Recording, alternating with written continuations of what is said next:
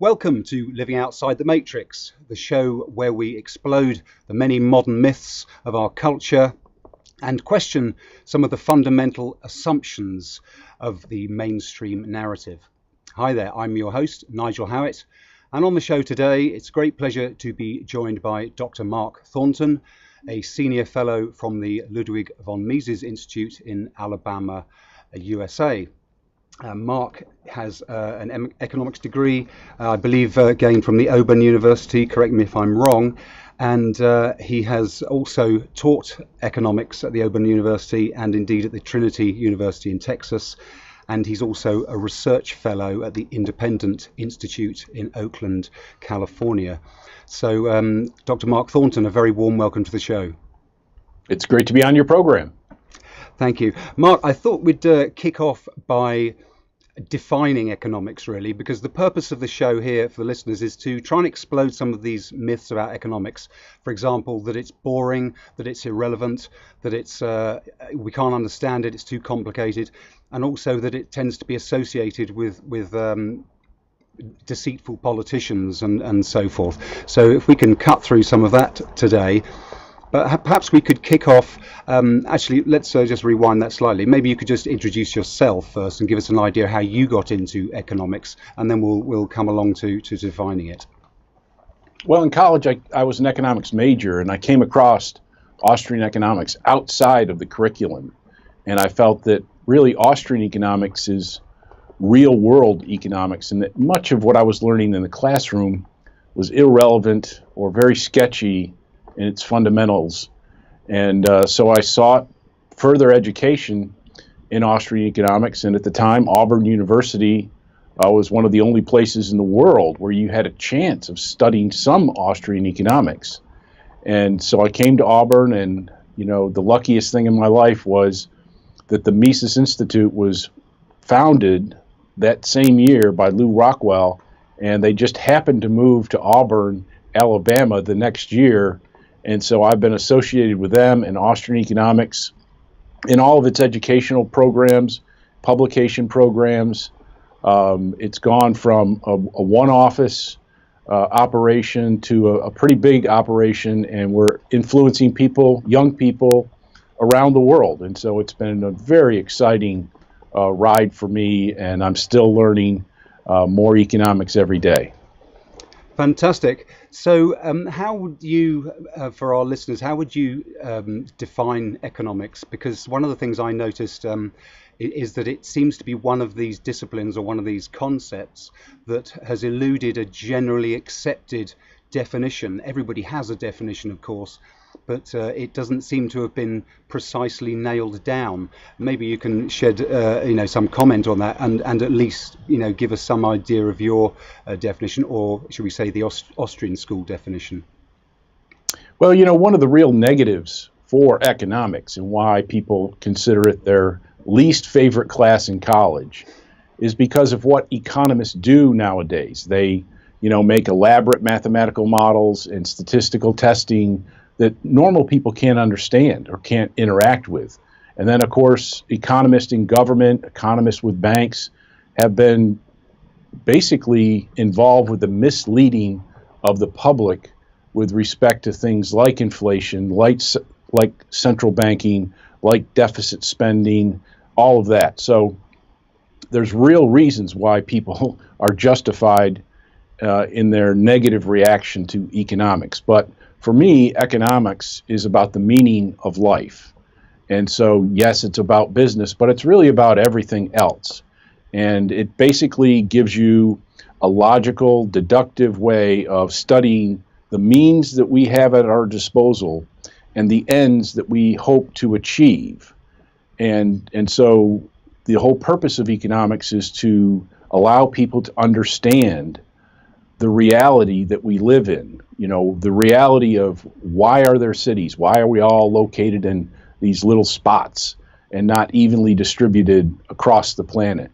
Why are prices what they are? And why do those prices change? What's the reason behind that? What comes about in labor markets in terms of wage rates for labor? A big thing that Austrian economists solved early on is what justifies the charging of interest. For thousands of years, humans had been against this whole notion of charging of interest. And so, the Islamic religion, Christianity, Judaism, all had prohibitions against interest. And of course, the Marxists came along later and said, this is expropriating the fruit of labor. And it was the Austrian economists writing in the late 19th and early 20th century, which explained why there was the charging of interest, the making of loans, and how that could be very beneficial to everybody. And that was, an important advance. And now we're concentrated on even more complex things, like explaining why do we have business cycles. The Marxist and the mainstream economist, they don't have any explanation for business cycles. They don't know, they can't tell the difference between economic growth and an economic bubble. Austrian economists can explain that. We can tell people that we're in a bubble, that that things could go really bad, and we actually have a kind of a contrarian view where we see this blowing up of economic bubbles is the bad part of the business cycle, and the recession, correction, and recovery is really the good part of the business cycle, despite the fact that there's so much economic pain out there. So we're really trying to explain the meaning of things that are in human life. Indeed. Thank you for that. And one of the things that I see economics as being very important in as well is the study of and the explanation of how we actually create wealth, because we would all agree that we appreciate our modern standard of living, even the poorest amongst us today in Western developed nations specifically, when compared to, say, the Middle Ages, which is not many hundreds of years ago, when people lived in abject poverty. So would you agree that economics has a role in explaining literally how wealth is created, how it's best created, what works and what doesn't? Oh, absolutely. There's no question. In all of my classes that I teach in economics, I at the very beginning, I note that humans have been prowling around this planet for about 250,000 years.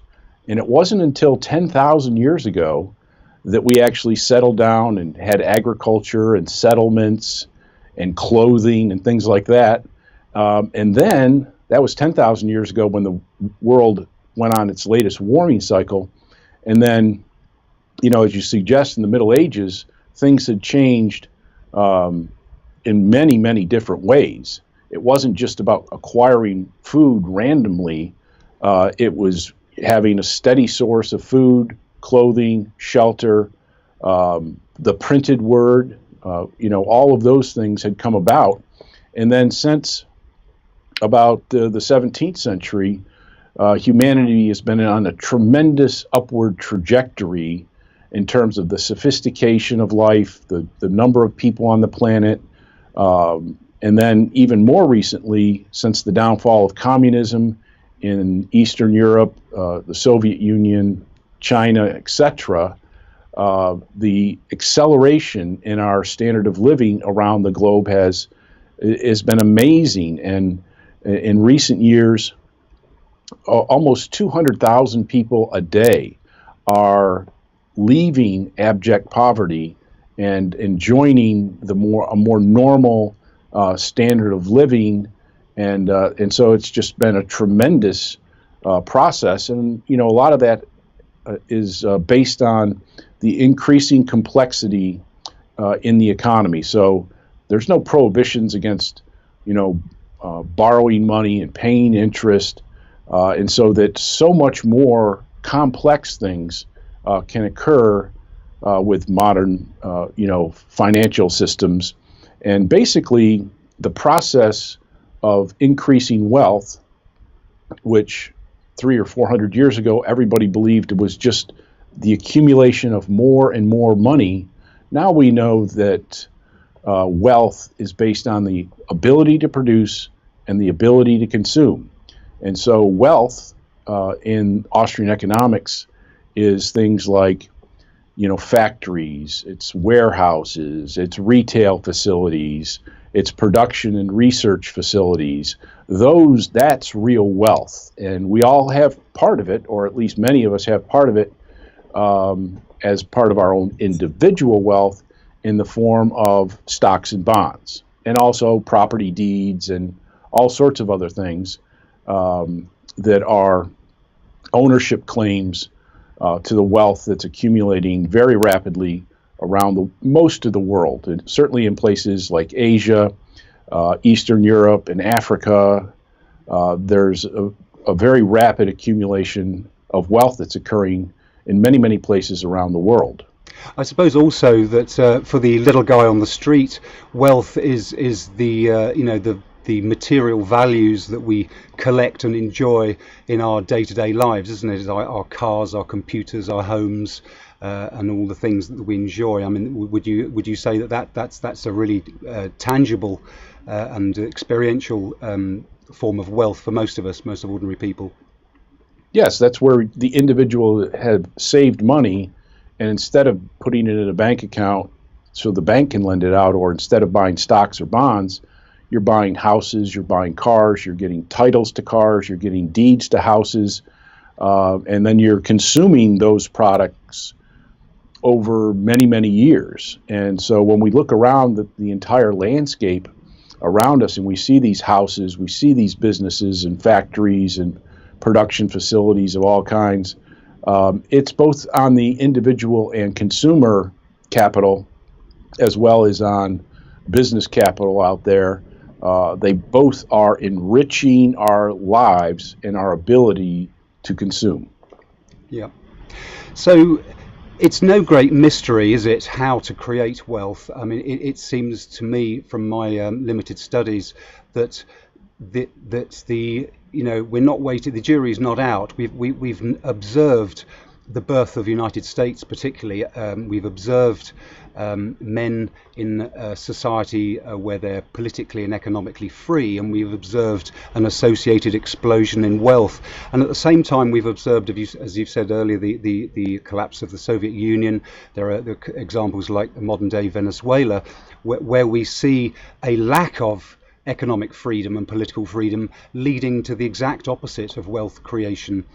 So why do you think it is that there still seems to be this confusion about what are the fundamental requirements to create wealth, namely property rights and political freedom? Why are we still stuck? Nigel, it's baffling. It's absolutely baffling. I think it's a matter of misinformation and poor education about the realities of human existence and the empirical evidence that we've seen from around the world. And, of course, with the downfall of the Soviet Union, my college students were all obviously anti-communist and, pro-market, followers of Reagan and so on and so forth.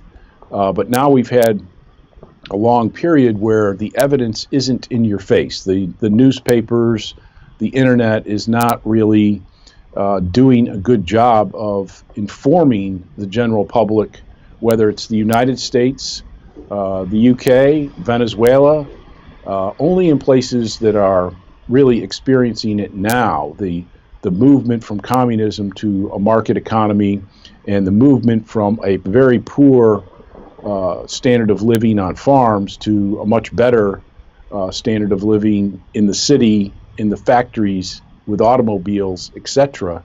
And so the empirical evidence is just 100% in favor of capitalism. And even if we take a place like Sweden, which is supposed to be an example of how socialism works, what we see is that Sweden became one of the world's wealthiest countries when it was very capitalistic. So in the 19th and the first half of the 20th century, Sweden was one of the most capitalistic free trade economies in the world. They stayed out of World War I and II. They had some smart policies, but after World War II, they started integrating in all sorts of welfare regulations into their marketplaces. And that grew from 1950 into the 1970s and 80s even, where you couldn't make profits in Sweden. You couldn't start a new business because the tax rates were like 100%. There was no flexibility in the labor market, and their economy went downhill. And since the 1990s, they've been reforming themselves away from socialism and away from the middle way and moving back in the direction of capitalism. So everywhere you look, you don't have to be the downfall of the Soviet Union. You don't have to be the unification of East and West Germany. It's also done enormous good in terms of the market economy in places like Ireland, in places like New Zealand, in places like Chile in South America. And so I would suggest that the evidence, properly understood, is 100% in favor of free market capitalism. Absolutely. So perhaps we could look at the sort of real foundations of the free market. I mean, we've mentioned capitalism. Capitalism, unfortunately, being a rather a dirty word for most people, simply because they don't understand what it is. But if we maybe we could explore the moral foundations right at the heart of the free market, which, as I understand it, the Austrian School is adamant that the free market is one of the shall we say foundation stones of a successful economy and an ideal economic system. And whereas the mainstream, perhaps you can elucidate on this, but the mainstream economic view is broadly Keynesian, and it tends to be rooted in more of the statist philosophy, which tends towards not respecting property rights and not going right to the foundations, not respecting man's right to live for his own sake, if you like. Can you explore that idea for us? The difference that the Austrians advocate, and on the other hand, the sort of mainstream, as I've broadly said, is Keynesian, and perhaps you could enlighten us a bit about what Keynesian is. Well, Austrian economists are not moral philosophers, but we don't think we have to make much of a stretch to suggest that voluntary interaction, transactions, cooperation is mutually beneficial. It's following the golden rule of all the world's religion about do no harm to other people. And so this is a lesson that goes back thousands of years into the past. And so in Austrian economists, however, we see it as these individual transactions between people, interactions with people, as mutually beneficial. In other words, you are better off by trading goods with other people. You are better off by hiring people and paying them wages because you are going to make more money by selling the final product. And other people that are going to be involved in that production and distribution are also going to be better off as a result. And so that's the fundamental notion about mutual benefits from transactions and just working with one another. And then when you want to put some more muscle on that skeleton, Austrian economists generally wholeheartedly endorse the free market, where all of these transactions take place. So it's between the capitalist and the entrepreneur, between the capitalist and the workforce, and between the capitalist and the consumer.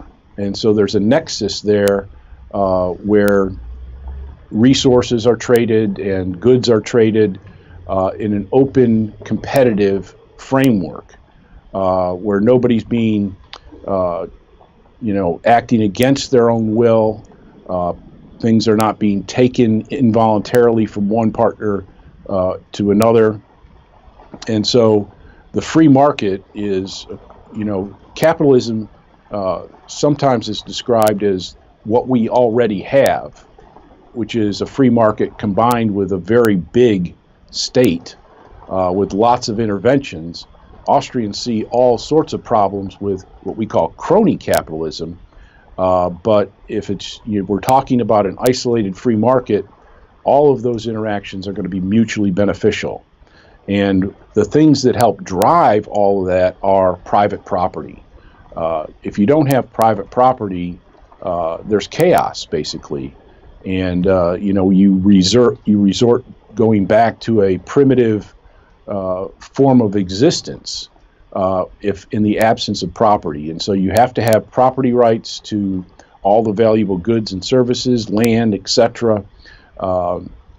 And those property rights have to be respected. And that's really what happened during the foundation of capitalism in the late Middle Ages, was the emergence of bourgeois values, where individual people, merchants, respected each other's property rights within the competitive framework.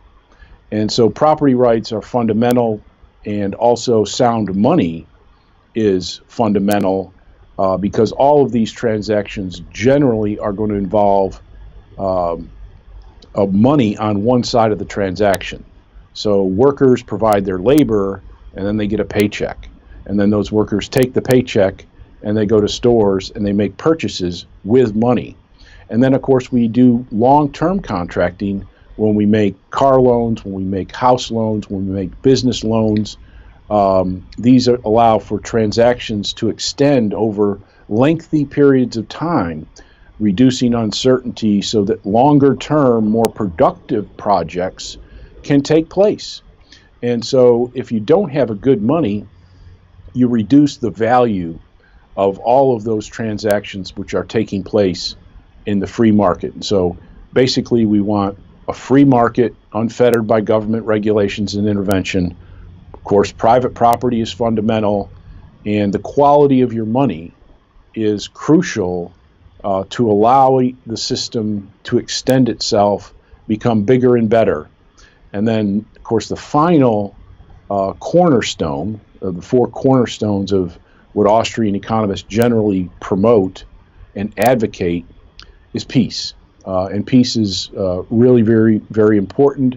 War is very destructive and disruptive, and it's been catastrophic in recent years. And although I would say in the last couple of decades, peace is gaining an upper hand, but in the 20th century, the wars were horrific and very disruptive. The one problem with capitalism is it provides greater means for the war makers to do their evil duties, and so that's why it's so important for us to talk to the general public and to try to remind the general public that war of any sort is really the anathema of the human condition, and that it must be avoided at all costs. And so that's what really takes. Sorry, yeah, sorry to interrupt you there. It kind of speaks into the broken window fallacy, doesn't it? The idea that if you destroy everything, like many of the cities in Europe were at the end of the Second World War, that you've created the ability for the rebuild to stimulate growth and benefit. But of course, it's fundamentally missing the point, isn't it? The any form of destruction may create demand and need for new things, but the wealth and the ability to produce and the ability to pay for things is obviously absent, isn't it? Oh yes, and this is incredibly frustrating. Of course, here in the United States, we had 3 horrific hurricanes last year in Houston and Florida and Puerto Rico. And just this morning, as I was driving to work, there was a report about the Houston area that was most adversely affected by the hurricane there. And the reporter was saying how great it was that they're building all these houses, and people are buying all these cars, and that the economy there is going gangbusters. There's plenty of jobs to be had, but that misses the whole point that if we didn't have that disaster and that destruction, that we could still have all those previous houses and cars, as well all of the things that labor and capital could have produced, that's now been diverted away from other uses to basically repairing and replacing what nature and government policy destroyed in places like Houston. And this is a fallacy that we just can't seem to eradicate it. It's just natural journalistic instincts to see what they see and to completely ignore the unseen. All of the good things that those people rebuilding those houses, could have been doing if they hadn't been diverted by the natural disaster. Indeed, and it kind of speaks into the idea also of sort of saving versus debt. If you accumulate some wealth and you have some ability to pay, you're stimulating the economy with your demand in a different way than if you're having to go into debt to borrow to replace. And I mean, in what I call the matrix, the mainstream mind, the whole economic system is very debt orientated. It's rather than saving orientated. It seems a complete opposite. How does the Austrian school versus mainstream, what are the difference of views with regards to saving and debt? And I mean, that's a big topic, but it is a big topic, but it's fairly straightforward. In the Austrian perspective, once we have those fundamental institutions, people can save if they want to, making themselves better off in the future. But also that money is being put to immediate productive use. People are getting business loans from banks, expanding their output and their payroll. People are taking out mortgages and building houses. Companies are selling stocks and bonds and expanding their production, expanding their payroll. And mainstream economics discourages savings. They consider it a leakage from the economy.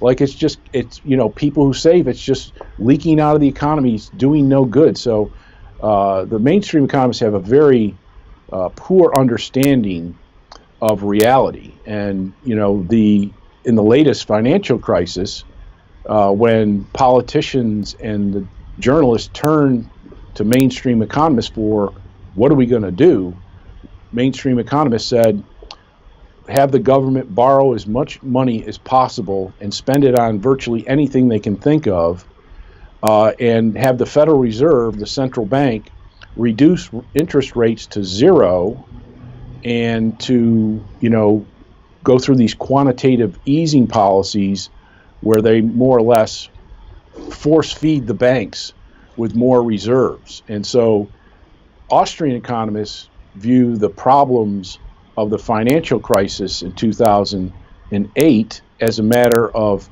too much government debt, too much inflation by central banks, artificially low interest rates, and too much intervention in the economy.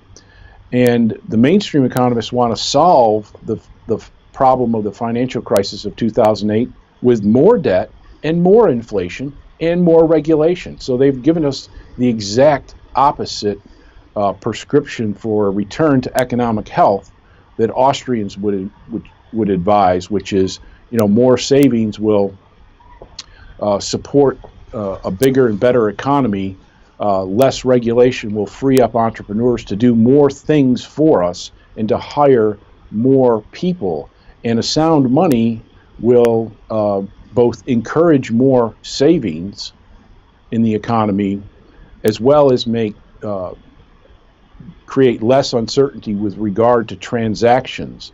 And so right now the world is facing a situation where we have a world of central banks they're all printing tons of money, and there's a lot of uncertainty about the future value of all of our monies, both the dollar and the pound and the euro and the Japanese yen and of course all other currencies. And we've seen crazy things like cryptocurrencies and Bitcoin hitting $20,000 amidst all of this economic uncertainty, monetarily as well as politically. Absolutely. I think that with the saving issue, people can understand it better when they think in terms of their own personal circumstances. If I imagined I wanted to create a small factory making widgets or something, I would need to save up the money in order to buy the land, build the factory, set everything up. So we need an accumulation of capital. We need to save some money up in order to make possible future production. And I think maybe people can understand that on a personal level more easily than when it's spoken about, in the wider economy. It somehow loses its meaning, doesn't it, in some respects? Absolutely. And of course, you can save your own money, or entrepreneurs can go to banks and borrow somebody else's money that they're happy to lend at interest. And so that's what really creates economic activity of a modern sort, where you're not just out, hunting and gathering, you're involved in complex production processes. And just think, any entrepreneur out there, if they want to expand output, they're going to need more savings from some source. And of course, they're going to have to expand their payroll, and they're going to have money to cover that, because when you're producing a product, a widget, you have to pay the labor that day, that week, but you don't get to sell the widget until usually much later. And so there has to be savings to float not just the physical apparatus of capitalist production, but you also have to have a fund of money that finances your payroll, your accounts receivable, and many other things. So what would you answer then to those people that would say, well, why don't you just borrow the money? If the Fed or the Bank of England or whoever, whichever country you're in, has lowered interest rates to the floor, some might say, those in the mainstream, well, you don't need your savings, you can just borrow, it's really cheap to borrow. So what would the Austrians say to that? Well, I'm of the conservative sort, that if I was producing physical products, I would like to be using most of my savings to finance both capital tools as well as labor. But it's very common in modern business that you finance, all of these various things: your capital expenditures, your labor expenditures, your accounts receivables expenditures, by either selling bonds or getting money from banks.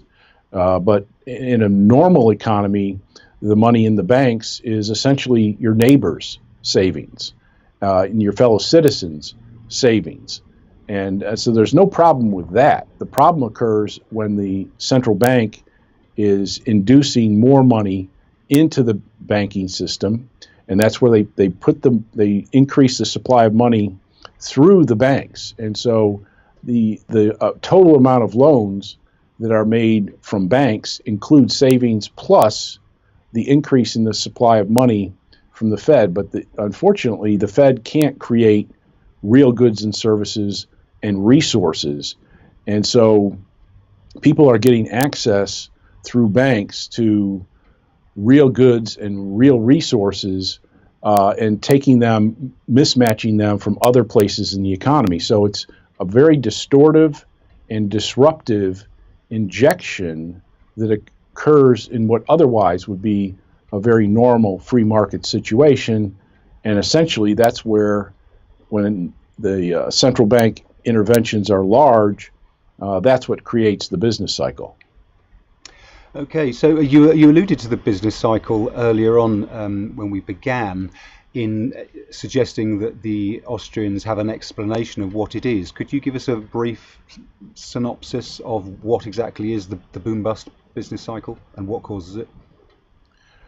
Well, the business cycle is something very new in human existence. The first business cycles occurred just a little more than 300 years ago. So in the history of humanity, that's like a millisecond of time. But it's a phenomenon that has been very puzzling to people. Karl Marx thinks it's a normal part of capitalism that will ultimately destroy capitalism. Keynesians believe it's a psychological phenomenon. Other mainstream economists think it's purely the result of technological shocks.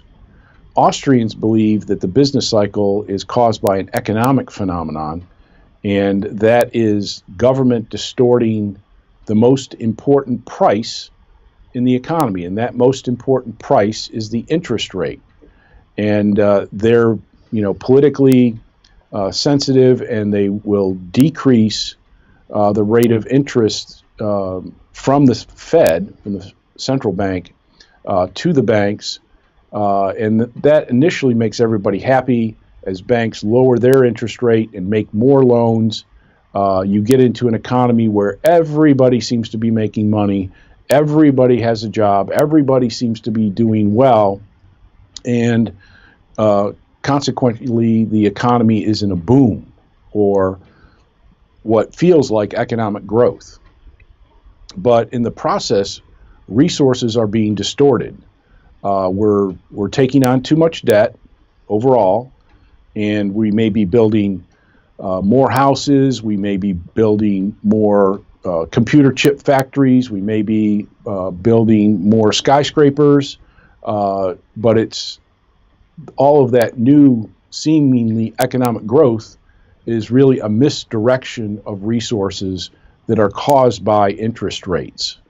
And ultimately, the distortion in economies becomes so great, and the price pressures of higher land prices, higher capital goods prices, higher labor costs, ultimately that makes all of those projects which seem so nice and profitable and interesting at one point in time, now all of a sudden the entrepreneurs that built those projects are facing rising costs, rising labor cost, and as their production facilities come online, there's too many, for example, computer chip making factories, and as a consequence, the supply of those new computer chips is overwhelming the demand, and so the price of those computer chips is falling. So the entrepreneurs find themselves in a situation where their costs are rising and their revenues are falling, and so people are becoming psychologically depressed at that point.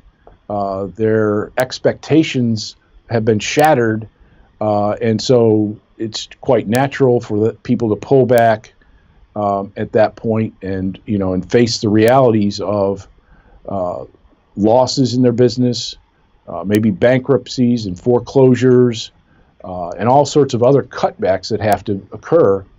And that's when, of course, we're in a recession or a correction, and where all of those resources that had been misdirected have to find a new spot in the economy.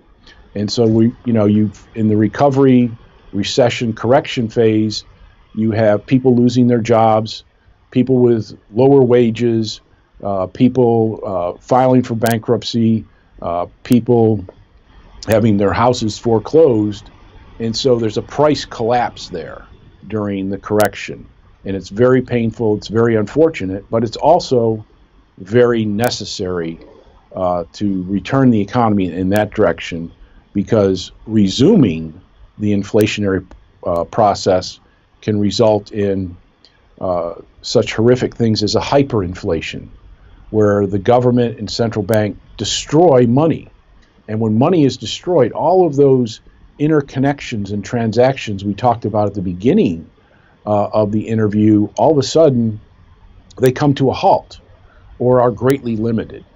And that's when society is really in a desperate situation.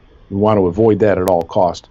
War and hyperinflation are two of the things we should always keep our eye on. They don't never seem like they're imminent, but they should always be on our minds as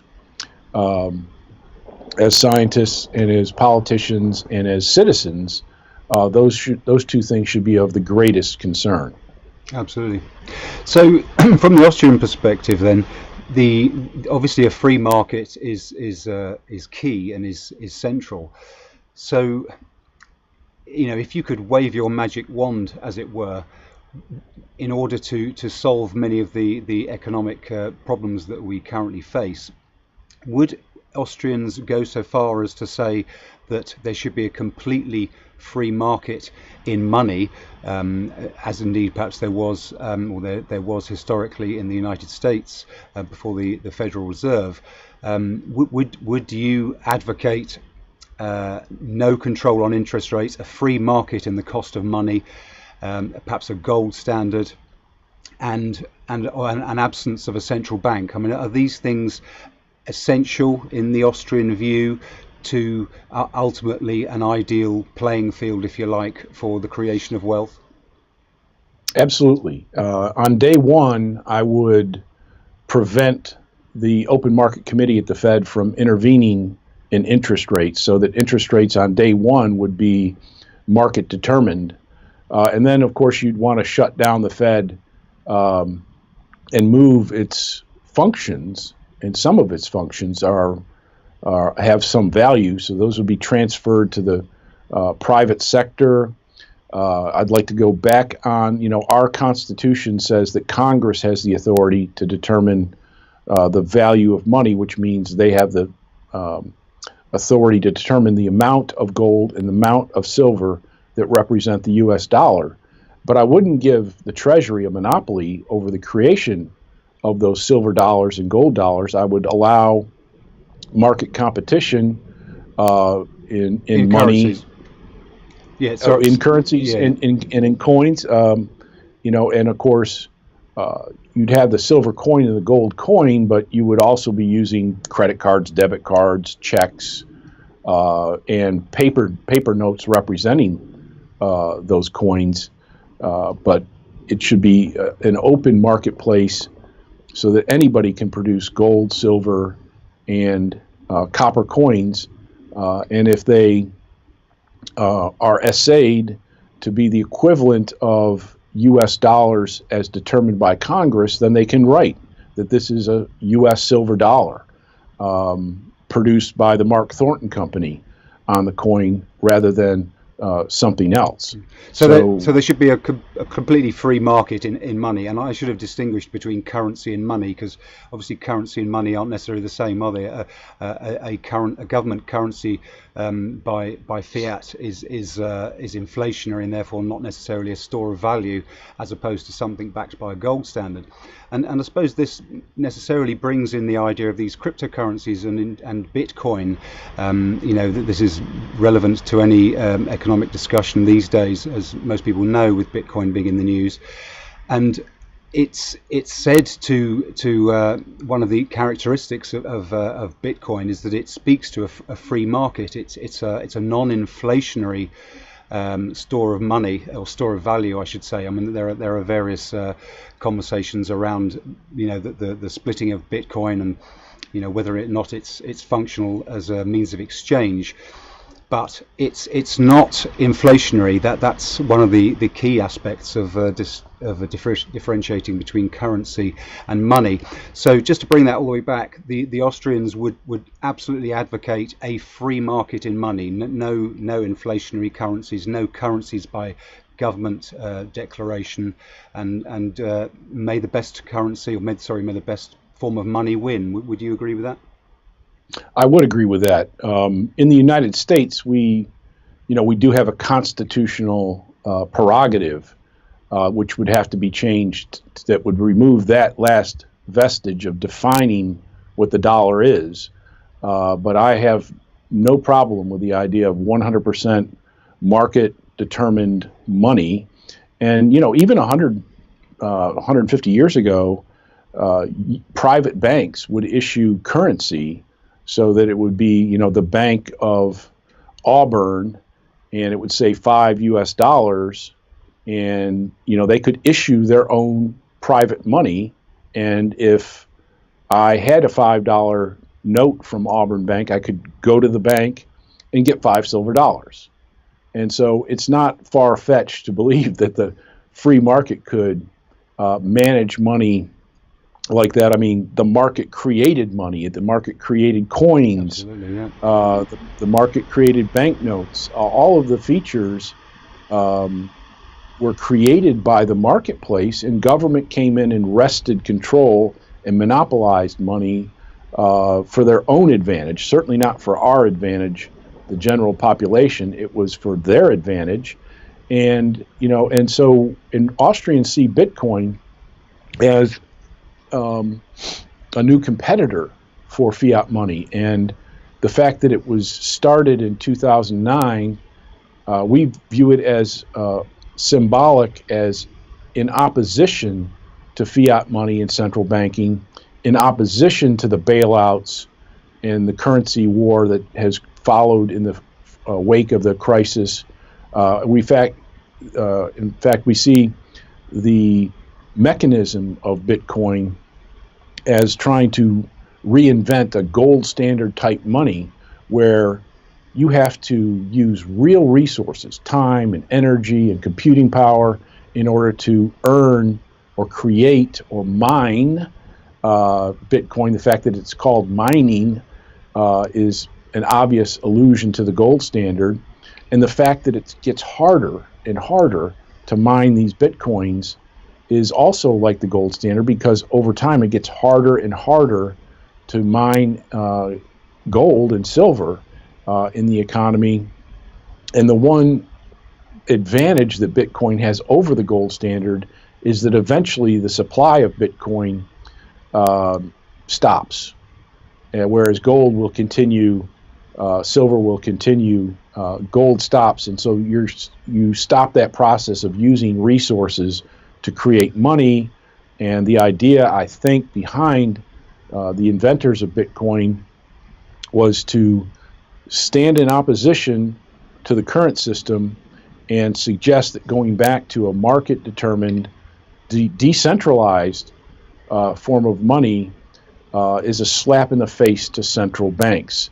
And and so all of those features indicate to me that whoever invented Bitcoin knew some really important things about Austrian economics, and also the fact that Austrians, we don't have any problem with deflation.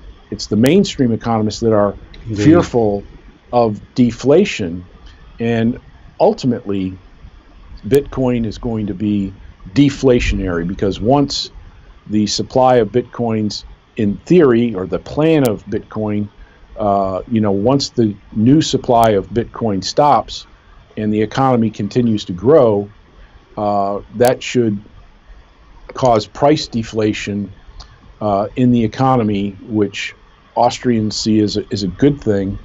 And even the fact that Bitcoins can be divided up into a million different pieces so as to be able to conduct very small transactions. It's divisible into a million different parts, just as the US dollar is divided up into 100 pennies. Bitcoin can be divided up into a million different pieces. Yeah, so the other thing then is this speaks into regulation as well, because as I understand it, the mainstream economic view, the Keynesian view, is all about regulation, of course. So one of the things that the Austrians would advocate is this complete free market. And I'm assuming then also you'd advocate a complete laissez-faire, hands-off approach in order to allow these corrections and the reallocation of resources and capital in the bust cycle, in the deflationary part of a cycle. And also that this is interesting because Bitcoin and indeed other of the altcoins, the more private coins such as Monero and Zcash and things, obviously completely elude any form of regulation. So there seems to be a sort of a parallel, as you said, the creator or creators of these cryptocurrencies seem to have had some insight into the Austrian school. Yes, and we're Austrian Economics is very popular with people working in the technology sector, and this gets to a crucial difference between mainstream and Austrian economists. Mainstream economists have a phobia about deflation, and in fact, I coined a term, apoplet horismos phobia, the fear of deflation or falling prices in the economy. Because mainstream economists think that that's a disaster, that if we fall into negative prices, that it's like going into a black hole. You can't get out. You're dragged and sucked in, and eventually your whole existence will be completely incinerated. But people like low prices, don't they? I mean, people like when prices are falling. I mean, I can't think of anyone who's got a problem with, the prices of anything going down. I mean, it's maybe, of course, the price that your labour can fetch would be an exception. But I don't think most people have a problem with deflation. So why is it then they view it as this black hole, this disaster scenario? I'm not really sure. The one thing that is hurt by deflation is if you owed $20 trillion like the U.S. government does, in a deflationary environment, it gets harder to pay back debt. Yes. Not so much in the marketplace, but for governments. And so, this black hole that mainstream economists see, Austrians have a completely different take on this. So when the economy goes into a recession, goes into a crash, or whatever it happens to be, whatever level of severity it happens to be, you do get deflation. There's less demand out there during a recession, and so prices fall. But they don't fall evenly. They fall in a much different pattern. For example, land prices collapse. The price of capital goods collapses. So the value of stocks collapse as well, along with the value of capital. And labor prices soften. So wages go down a good bit during recessions, especially when you look at not just wage rates, but total income of individuals. It falls fairly significantly. But consumer good prices don't fall that much. And so what does that tell us? Well, it tells us that in that scenario, an entrepreneur can find low-cost land, low-cost production facilities. They can find low-cost labor. They can find all kinds of different labor. There's like 30 different kinds of engineers, and sometimes a technology company might need 12 different types of engineers. In a tight labor market bubble, that's hard to do. In a recession, when a lot of people have been left off, it's more possible. They're readily available at good prices. And because consumer good prices have fallen the least, it's a recipe for profits. And so ultimately, entrepreneurs will see that, and they'll go in and scoop up the capital, scoop up the labor, and produce consumer good products at lower prices, but still at profitable levels. And so it's not surprising that if you go back in the history of recessions, you also see during those periods the founding of firms which set the new agenda for the future. So not IBM, but Microsoft was started here during a terrible recession, and it experienced its first big growth spurt during the early 80s. And the same thing has happened during other recessions and other crises, crashes. Google was founded during, I think it was the late 80s, early 90s, so those ideas that are constantly coming together with entrepreneurs become so much easier to during the recession. Yeah, during the recession. Yeah. So it's not all bad news.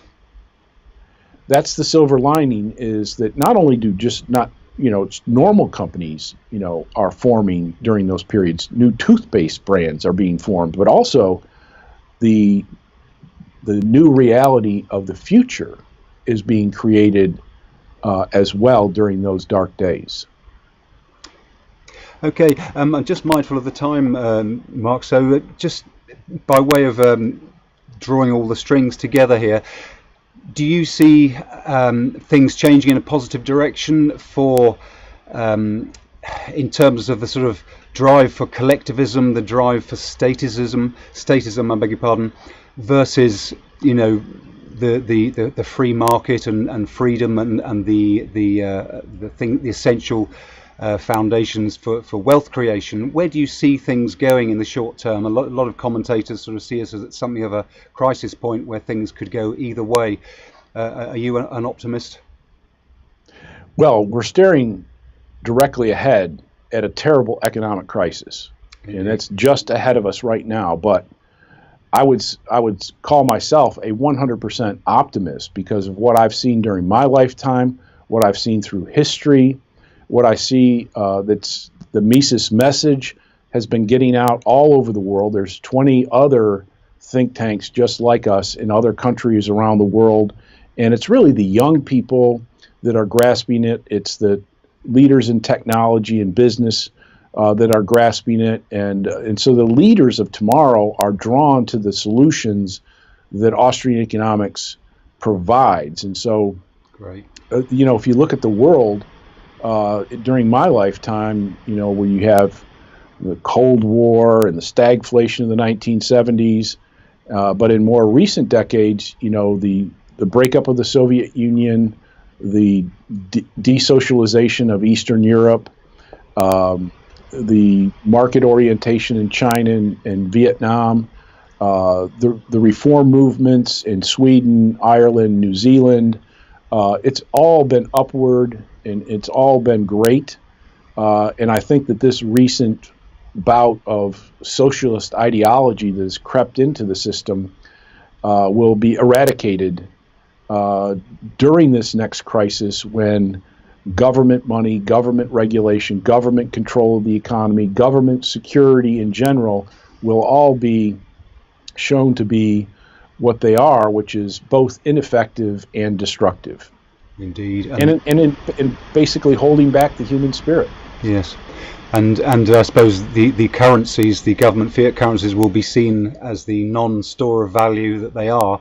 Obviously, a lot of people shifting resources into precious metals as well as cryptocurrencies as a viable alternative, as a safe haven for this coming disaster that's widely predicted, this coming crash. Do you think that we might see things happening, within 2018, within this year? I think you're definitely going to see some things happening in 2018. And it's going to be the beginning, I think, of the end for things like government currencies, the social safety net, government social safety net, government debt, government control of the economy. I think all the statist mentality, the middle of the road statism, is going to be shown to be a very harmful rather than helpful role in our existence. Right. So for listeners that might want to explore Austrian economics more, what would you say to them, and what resources, any particular books? Obviously, the Mises, von Mises Institute is a great place to start. Could you throw out a few suggestions for inquiring minds? Absolutely. I would encourage everybody to go right now to our website. It's mises.org. Of course, it's open 24/7, 365. There's no fees or registration requirements. You can sign up to get subscriptions, free subscriptions to our publications and our newsletters. We have an enormous library of free books and low-cost hard copies of books. We have an enormous amount of audio lectures and video lectures that are available to the public online. We have Mises Academy. We have Mises University here in Auburn in the summer. We have a graduate student program, and we're coming up on the Austrian Economics Research Conference in March, mid-March, and a lot of that will be broadcast on our website for free. So if you really want to peek in and get a look at some of the new scholars in the area and some of the new things that Austrian economists are researching, I would very much encourage people to look in on that and to subscribe to our daily newsletter on Mises.org. Wonderful. Well, thank you so much, Dr. Mark Thornton, for joining us today on this episode. And I do hope all you listeners and viewers have got some value from this. And indeed, it's helped you explode some of these myths around economics. It's a far more accessible topic than I think is presented in the mainstream. I think there's a lot of obfuscation, there's a lot of confusion almost deliberately put out there. But economics is something that we can get our heads around. And thank you so much, Mark, for sharing all of your information and indeed pointing us to those resources. So it's absolutely my pleasure. Great stuff. And so thank you very much to all of you for listening. And I do hope you'll join us again for another episode of Living Outside the Matrix. Change you want to see.